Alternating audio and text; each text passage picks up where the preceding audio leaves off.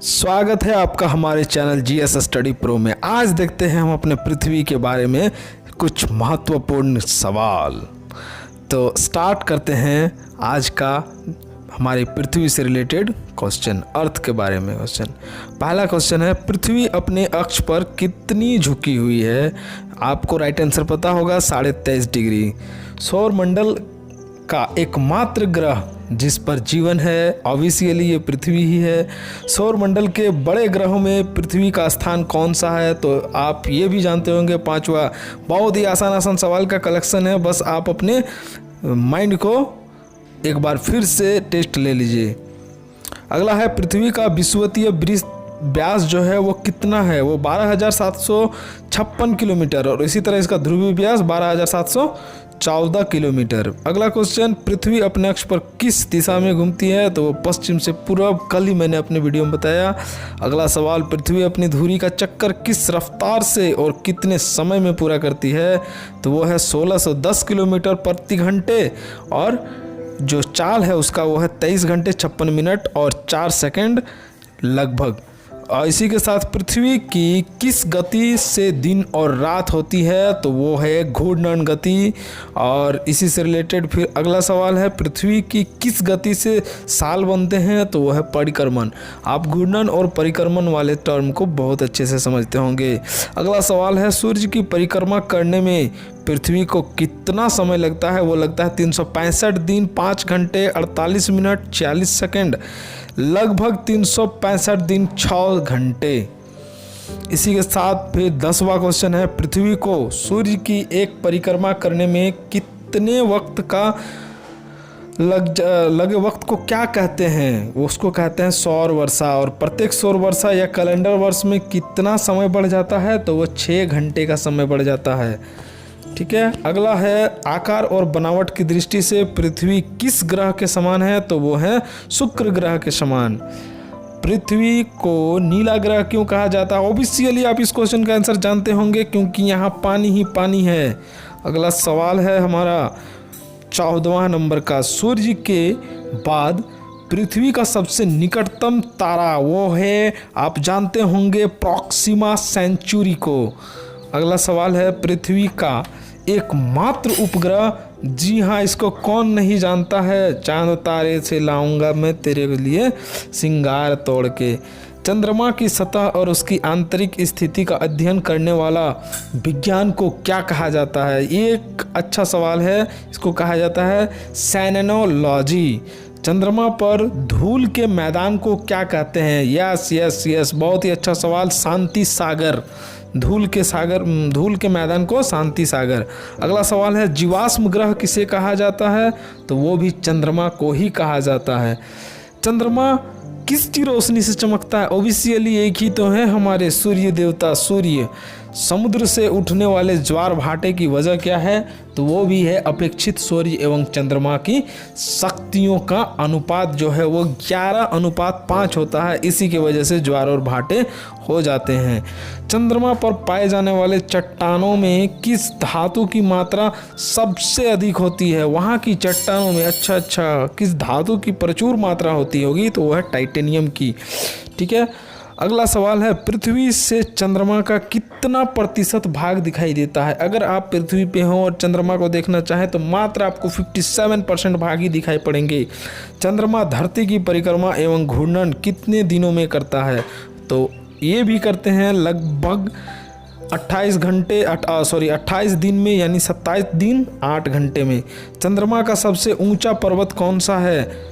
ठीक है, तो वो है लिबनिट्स पर्वत। लिबनिट्स पर्वत जो है वो चंद्रमा का सबसे ऊंचा पर्वत है। चंद्रमा पर सबसे पहले पहुंचने वाले अंतरिक्ष यात्री नील आर्मस्ट्रांग, ये तो आप सभी जानते होंगे, पर दूसरा उसी के साथ है एडविन एल्डिन को भी आप याद रखें। चंद्रमा पर कब अंतरिक्ष यात्रियों ने पहुंचने में सफलता पाई? तो वो 21 जुलाई 1969 को। और किस जहाज से पहुंचे थे वो भी देख लीजिए, वो पहुंचे थे अपोलो 11। चंद्रमा पर पहली बार पहुंचने वाले अंतरिक्ष यात्री किस यान से गए थे? अपोलो 11 से। प्रकाश चक्र क्या है? वैसी काल्पनिक रेखा जो पृथ्वी के प्रकाशित और अप्रकाशित हिस्सों को बांटती है, उसको प्रकाश चक्र कहते हैं।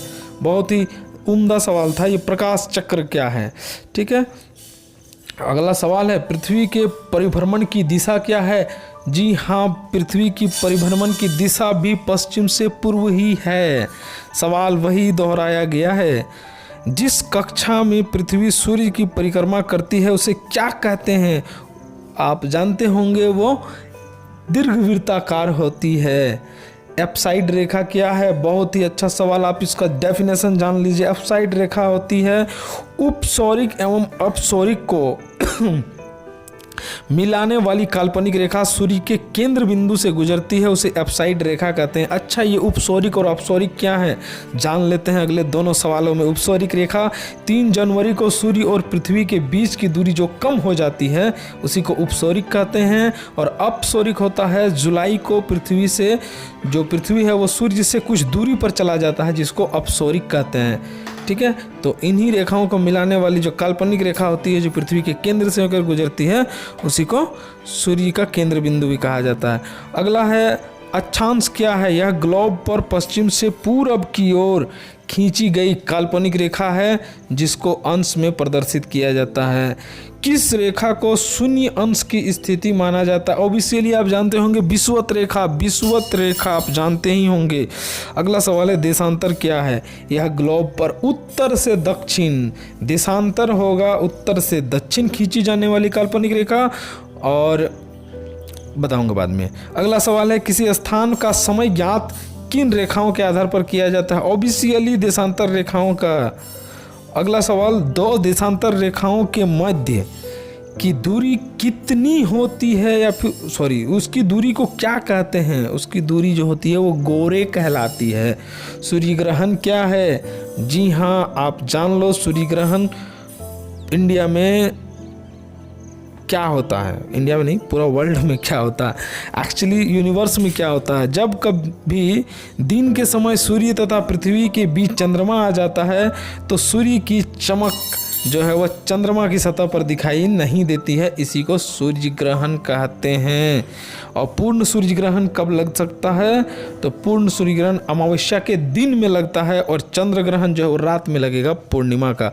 चलिए उसको बाद में देखते हैं। पहला चंद्र ग्रहण क्या है?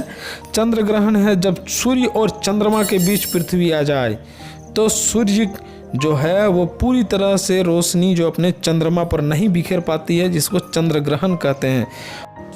पूर्ण चंद्र ग्रहण जो है वो किस रात को होता है? तो पूर्ण चंद्र ग्रहण पूर्णिमा की रात को। समय का निर्धारण कैसे किया जाता है? ओहो, समय का निर्धारण एक देशांतर का अंतर होने पर समय में 4 मिनट का अंतर आता है, समझे?